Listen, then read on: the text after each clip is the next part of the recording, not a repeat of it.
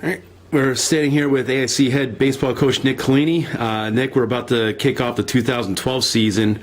Just kind of, recap for us, how the team did last year for those who missed it, and kind of talk about how we can try to carry that momentum into 2012. Sure. We had a strong campaign last year. It was a really good stepping stone for us. We ended up 17-25, 11-15 in the conference. I think we missed the playoff by 2 games.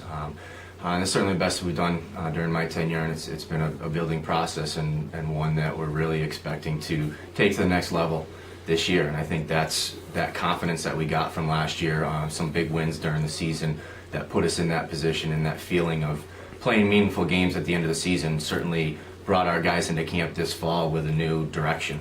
And really they've just taken off with that, and we've had a really good year so far. I think we're ready finally to kind of get things started, and we expect to be right in the thick of things and really expect to be in the playoffs this year. Okay, now just kind of go over like how things maybe went fall ball and preseason here. Now that we're into the second semester, that some of the signs that you've really seen that where the team's going to go in that direction.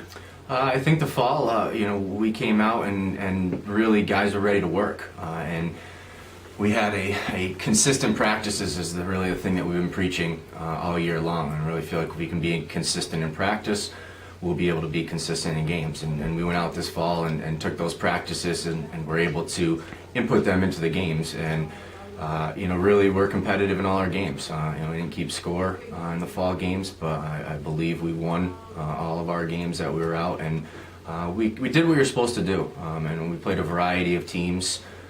And our guys performed really well and showed some signs, specifically offensively, of some areas that we necessarily haven't been our strengths in the previous years that I think might actually be part of our strengths this year.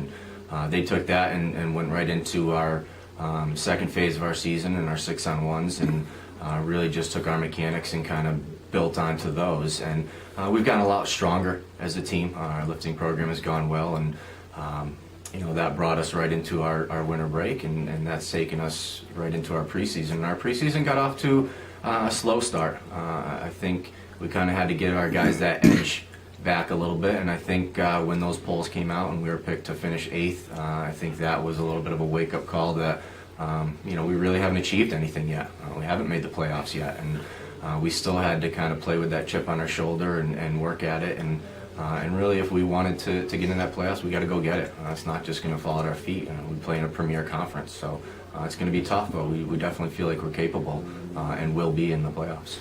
Yeah, and I mean, obviously, speaking of the playoffs, the NE10 went to a new divisional lineup for this year, splitting the teams into 2 divisions, where that's really going to be the focus of selection for the postseason as well. Can you just kind of talk about the way it's set up and how it's going to work for anyone who doesn't really know, and talk about how that actually does help our chances to get into the postseason.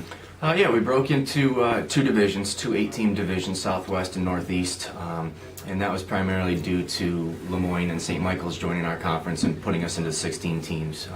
The other thing that did is we've moved to an 8-team postseason this year from the 6, so you get 2 additional spots with those 2 teams coming in. And they broke it into 2 sides. And the challenging thing about our conference is that it is a premier conference, so it is tough top to bottom. And you've got to bring your best ball each day on the field in order to win in this conference, no matter what team you are. So for us, we got paired in with Southern Connecticut, Delphi, Lemoyne, Pace, Assumption, St. Rose, New Haven. We got that bracket that you have. I think either of them are going to be tough. I mean, it's tough to say which one is more suited or easier. I don't think either one's easy. You have regional teams from both conferences. We brought Lemoyne in, who's coming down from a D1 situation. So no matter which side we got placed on, it's going to be a challenge.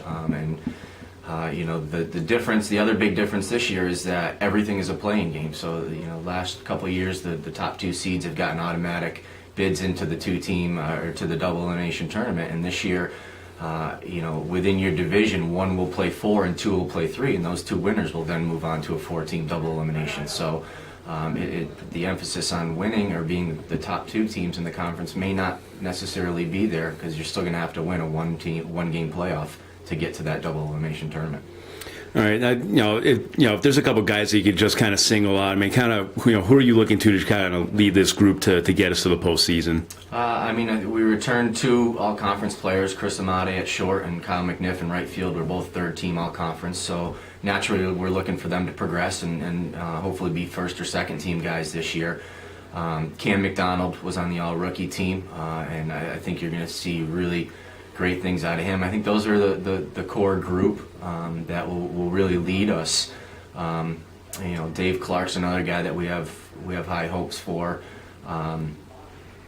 And then we have a couple freshmen that have really shown some really strong outings for us, and that we're really high on. One of them is Ryan Acevedo, who's right now sitting as our third starter, and the other is Lucas Vallis, who's came in and won the third base job for us, as well as Mike Coyne, who will be our backup catcher behind Danny Fenton. And I think that's definitely a spot that we were really interested coming into the fall of what would happen with our catching situation. And those two guys have both performed well, and Danny's won the outright spot, and Mike's going to be his backup guy. Okay.